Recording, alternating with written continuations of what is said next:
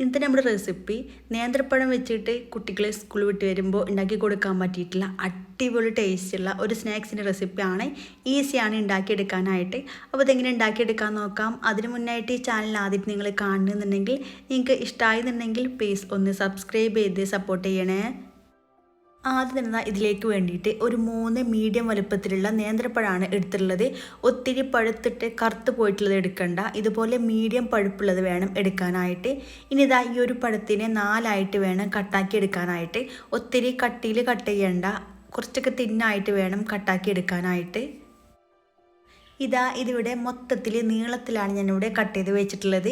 ഇതുപോലെ അധികം കട്ടിയിലോ അല്ല അധികം തിന്നായിട്ടും അല്ല കട്ടാക്കിയിട്ടുള്ളത്. പിന്നെ നിങ്ങൾ എടുക്കുന്ന പഴത്തിനനുസരിച്ച് ചിലപ്പോൾ അങ്ങോട്ടും ഇങ്ങോട്ടൊക്കെ വ്യത്യാസം വന്നേക്കും. ഇനി ഇത് നമുക്ക് നല്ല രീതിയിലൊന്ന് നെയ്യിലൊന്ന് വാട്ടിയെടുക്കാം. അതിനായിട്ട് ഒരു പാൻ വെച്ചിട്ടുണ്ട്. എന്നിട്ട് തീ ഓൺ ചെയ്ത് കൊടുത്തതിന് ശേഷം ഇതിലേക്ക് 1 ടീസ്പൂൺ നെയ്യ് ചേർത്ത് കൊടുക്കാം. നെയ്യിൻ്റെ അളവ് നിങ്ങൾക്ക് വേണമെങ്കിൽ കൂട്ടിയിട്ടും കുറച്ചിട്ടൊക്കെ എടുക്കാവുന്നേ ഉള്ളൂ. അതൊക്കെ ഓരോരുത്തരുടെ ഇഷ്ടത്തിനനുസരിച്ച് എടുക്കാം. ഇതിലേക്ക് നമ്മൾ ആ കട്ട് ചെയ്ത് വെച്ചിട്ടുള്ള ആ ഒരു നേന്ത്രപ്പഴം മൊത്തത്തിൽ ഇതുപോലെ അങ്ങ് വെച്ച് കൊടുക്കാം. എന്നിട്ട് 2 സൈഡും ഒന്ന് വാട്ടിയെടുക്കാം. ഒത്തിരി മൊരിച്ചെടുക്കേണ്ട ആവശ്യമില്ല. പഴം നന്നായിട്ട് കുക്കായിട്ട് വന്നാൽ മതിയാകും. ഒരു സൈഡായിട്ട് വരുമ്പോൾ ഒന്ന് തിരിച്ചിട്ട് കൊടുക്കാം. ഇതിവിടെ റെഡി ആയിട്ടുണ്ട്. പഴത്തിൻ്റെ 2 സൈഡും നല്ല പോലെ വെന്ത് നന്നായിട്ട് സോഫ്റ്റായിട്ട് വന്നിട്ടുണ്ട്. ഈ ഒരു രീതിയിലായി കഴിഞ്ഞാൽ മൊത്തത്തിൽ അങ്ങ് എടുത്ത് മാറ്റാം. ഇനി അടുത്തതും ഇതേ രീതിയിൽ തന്നെ വാട്ടിയെടുക്കാം. ഈ ഒരു രീതിയിൽ മൊത്തത്തിൽ ഇവിടെ വാട്ടിയെടുത്തിട്ടുണ്ട്. ഇതൊരു സൈഡിലേക്ക് അങ്ങ് മാറ്റി വെക്കാം. ഇനി ഒരു മിക്സിൻ്റെ ജാർ എടുത്തിട്ടുണ്ട്. ഇതിലേക്ക് ഒരു മുട്ട പൊട്ടിച്ചിട്ട് ചേർത്ത് കൊടുക്കാം. ഞാനിവിടെ വലിയ മുട്ടയാണ് എടുത്തിട്ടുള്ളത്. നിങ്ങൾ എടുക്കുന്ന മുട്ട ചെറുതാണെന്നുണ്ടെങ്കിൽ 2 എണ്ണം വരെ എടുക്കാവുന്നേ ഉള്ളൂ. കൂടെ തന്നെ ഇതിലേക്ക് 1 ടേബിൾ സ്പൂൺ പഞ്ചസാരയും കൂടെ ചേർത്ത് കൊടുക്കാം. ബാറ്ററിന് ചെറിയൊരു മധുരം കിട്ടാൻ വേണ്ടിയിട്ടാണ്. ഇനി ഇതിലേക്ക് 1 കപ്പ് മൈദ ചേർത്ത് കൊടുക്കാം. 250 ml കപ്പിലാണ് എടുത്തിട്ടുള്ളത്. നിങ്ങൾക്ക് വേണമെങ്കിൽ ഗ്ലാസ്സിൽ അളന്നെടുത്താലും മതിയാകും. അത് മൊത്തത്തിൽ മിക്സിൻ്റെ ജാറിലേക്ക് ചേർത്തിട്ടുണ്ട്. കൂടെ തന്നെ 1 കപ്പ് വെള്ളം കൂടെ ചേർത്ത് കൊടുക്കാം. ഏത് കപ്പിലാണോ മൈദ എടുക്കുന്നത് അതേ കപ്പിൽ വേണം വെള്ളം കൂടെ അളന്നെടുക്കാനായിട്ട്. ഇതിലേക്ക് ഒരു 1/4 ടീസ്പൂൺ ഉപ്പ് ചേർത്ത് കൊടുക്കാം. ഉപ്പ് ഒരിക്കലും കൂടിയിട്ട് പോകണ്ട. എന്നിട്ട് നന്നായിട്ടൊന്ന് അടിച്ചെടുക്കാം. നല്ല രീതിയിൽ തന്നെ അടിച്ചിട്ടെടുക്കാം. ഇനി അടിച്ചെടുത്ത മിക്സ് മൊത്തത്തിൽ ഈ ഒരു ബൗളിലേക്ക് അങ്ങ് ചേർത്ത് കൊടുക്കാം. ഈ ഒരു തിക്നെസ്സിലാണ് കേട്ടോ ഇത് വേണ്ടത്. അധികം ലൂസായിട്ട് പോകരുത്. നല്ല കട്ടിയിലുള്ള ബാറ്ററാണ് വേണ്ടത്.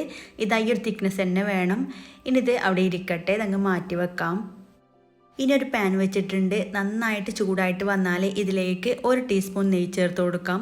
നെയ്യിൻ്റെ അളവ് നിങ്ങൾക്ക് വേണമെങ്കിൽ കൂട്ടിയെടുക്കാം കേട്ടോ. 1-2 ടീസ്പൂൺ വരെ ചേർത്ത് കൊടുക്കാവുന്നേ ഉള്ളൂ. നെയ്യൊന്ന് മെൽറ്റായിട്ട് വന്നാൽ ഇതിലേക്ക് കുറച്ച് അണ്ടിപ്പരിപ്പ് ചെറുതായിട്ട് കട്ട് ചെയ്തൊന്ന് ചേർത്ത് കൊടുക്കാം. ഈ അണ്ടിപ്പരിപ്പ് നല്ല രീതിയിലൊന്ന് വഴറ്റിയെടുക്കാം. ഈ ഒരു രീതിയിൽ അണ്ടിപ്പരിപ്പിൻ്റെ കളറൊക്കെ ഒന്ന് മാറിക്കഴിഞ്ഞാൽ ഇതിലേക്ക് 1 കപ്പ് തേങ്ങ ചേർത്ത് കൊടുക്കാം. ഞാനിവിടെ 1 കപ്പ് നിറച്ചിട്ട് എടുത്തിട്ടില്ല. ഇതും കൂടി ചേർത്ത് കഴിഞ്ഞാൽ ഈ ഒരു നെയ്യിൽ നന്നായിട്ടൊന്ന് മിക്സ് ചെയ്ത് കൊടുക്കുക. ഒത്തിരി വഴറ്റിയെടുക്കേണ്ട ആവശ്യമില്ല. കളർ ചേഞ്ച് ആവണ വരെ വഴറ്റിയെടുക്കേണ്ട ആവശ്യമില്ല. ജസ്റ്റ് ഒന്ന് മിക്സ് ചെയ്ത് കൊടുത്താൽ ഇതിലേക്ക് 2 ടേബിൾ സ്പൂൺ പഞ്ചസാരയും കൂടി ചേർത്ത് കൊടുക്കാം. ഇതൊരു മീഡിയം മധുരം മാത്രമേ ഉണ്ടാകുള്ളൂ. കൂടുതൽ വേണ്ടവർക്ക് കൂടുതൽ ചേർത്ത് കൊടുക്കാവുന്നേ ഉള്ളൂ. കൂടെ തന്നെ 1 ടീസ്പൂൺ ഏലക്കായും പഞ്ചസാരയും കൂടെ കൂടിയിട്ട് പൊടിച്ചെടുത്തിട്ടുള്ളതാണ്. അതും കൂടെ ചേർത്തിട്ട് നന്നായിട്ട് മിക്സ് ചെയ്ത് അങ്ങ് യോജിപ്പിച്ചെടുക്കാം. ഈ ഒരു പഞ്ചസാര ഒന്ന് മെൽറ്റായിട്ട് വരട്ടെ. പഞ്ചസാര മൊത്തത്തിൽ ഇവിടെ മെൽറ്റായി വന്നിട്ടുണ്ട്. ഇത്രയും മതിയാകും. ഇനി തീ ഓഫ് ചെയ്ത് കൊടുക്കുക. ഒത്തിരി ഇട്ടിട്ട് മുരിച്ചെടുക്കേണ്ട ആവശ്യമില്ല. ഇനി മറ്റൊരു പ്ലേറ്റിലേക്ക് അങ്ങ് മാറ്റി വെക്കാം.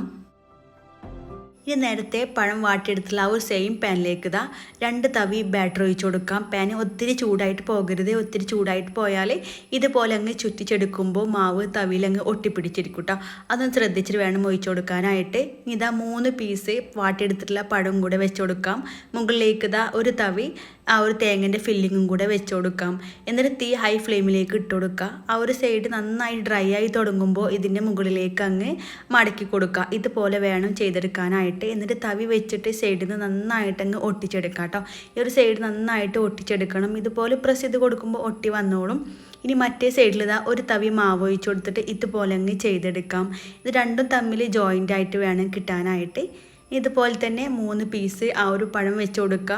മുകളിൽ ഇതാ ഒരു തവി ആ ഒരു തേങ്ങൻ്റെ മിക്സും കൂടെ വെച്ച് കൊടുക്കാം. എന്നിട്ട് ഈ ഒരു സൈഡിൽ നിന്ന് അങ്ങോട്ടേക്ക് വേണം കേട്ടോ മടക്കിയെടുക്കാനായിട്ട്.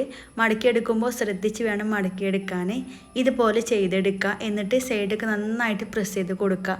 ഇതുപോലെ കുറച്ച് മാവും കൂടെ ഒഴിച്ച് കൊടുക്കുകയാണെന്നുണ്ടെങ്കിൽ ആ ഒരു സൈഡ് അങ്ങനെ ഒട്ടിയിട്ട് വന്നോളൂ കേട്ടോ. ഒട്ടിയിട്ടില്ല എന്നുണ്ടെങ്കിൽ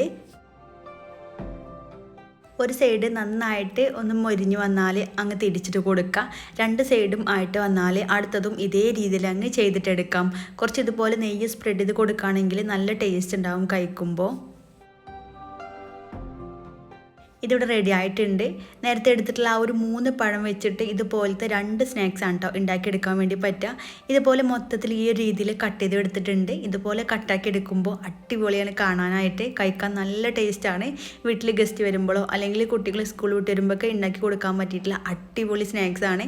എല്ലാവരും ഒന്ന് ട്രൈ ചെയ്ത് നോക്കുക. നിങ്ങൾക്ക് ഉറപ്പായിട്ടും ഇഷ്ടമാകും. ഇഷ്ടമായെന്നുണ്ടെങ്കിൽ ലൈക്ക് ചെയ്യുക. ഫ്രണ്ട്സിനും ഫാമിലിക്കും ഷെയർ ചെയ്ത് കൊടുക്കുക. വീണ്ടും അടിപൊളിയായിട്ടുള്ള റെസിപ്പി ആയിട്ട് കാണാം. താങ്ക്